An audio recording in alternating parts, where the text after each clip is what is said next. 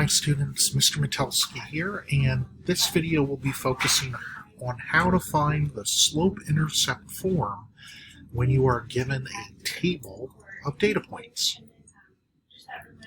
Just as a quick reminder, slope-intercept form is y equals mx plus b, and m and b represent the slope and the y-intercept, and that is why it's called the slope-intercept form.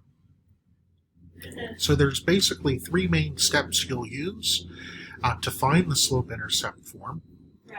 And step one is to find the y-intercept.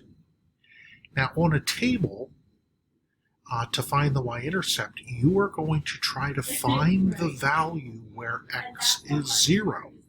So what we're going to do is come over to our table over here, and we're going to look to see where the 0 is. 0 is right here.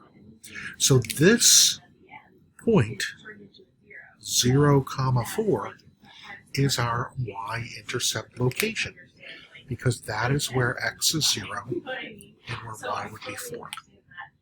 So we're going to write that down here. Our y-intercept is 0, 4, and we can also write that as b equals 4.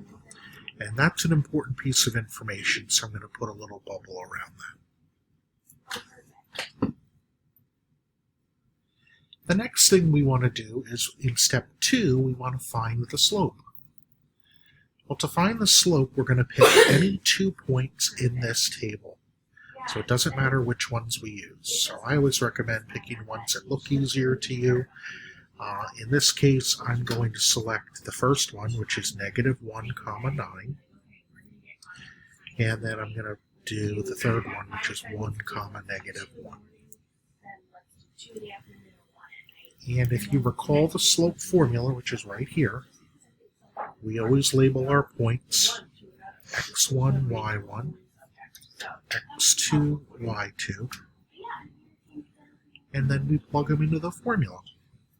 So m equals y2 minus y1. So y2 is -1 minus y1, which is 9. So this is -1 minus 9 over x2 minus x1.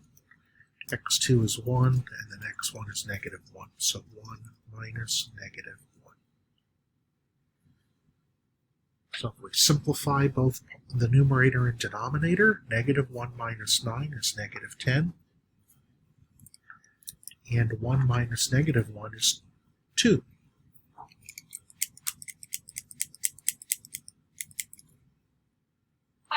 And -10 divided by 2 is -5.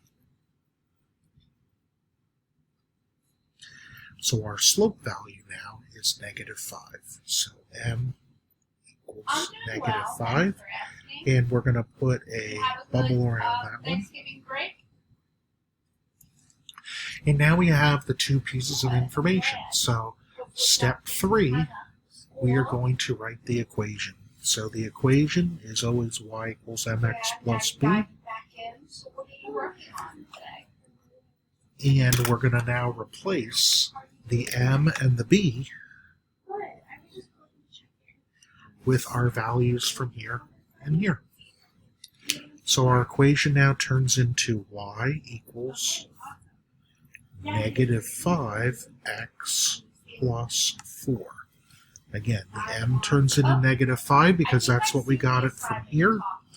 And then the b turns into 4 because we got that information from there. So this is now our official equation.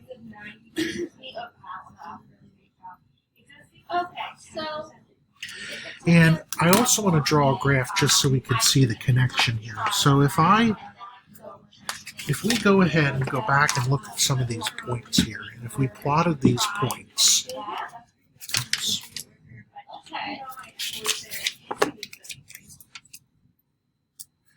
if I plotted the point -1, 9, that would be here, and then 0, 4 would be right here,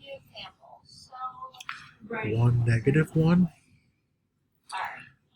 2, -6, And then 3, negative 11 would be off the graph.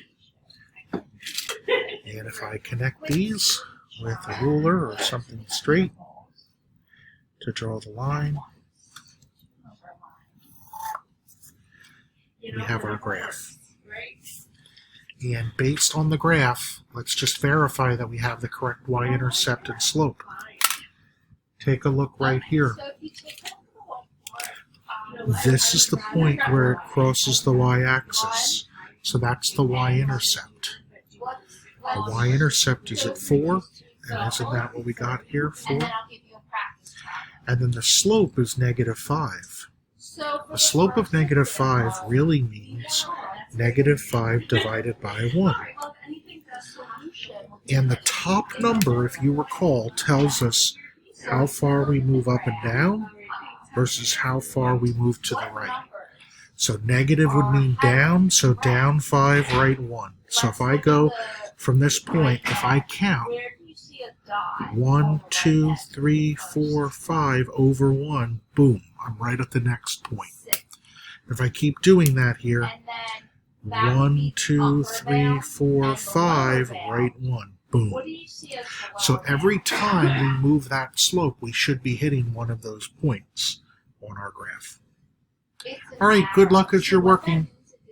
If you have any questions, you're more than welcome to visit me in the virtual office.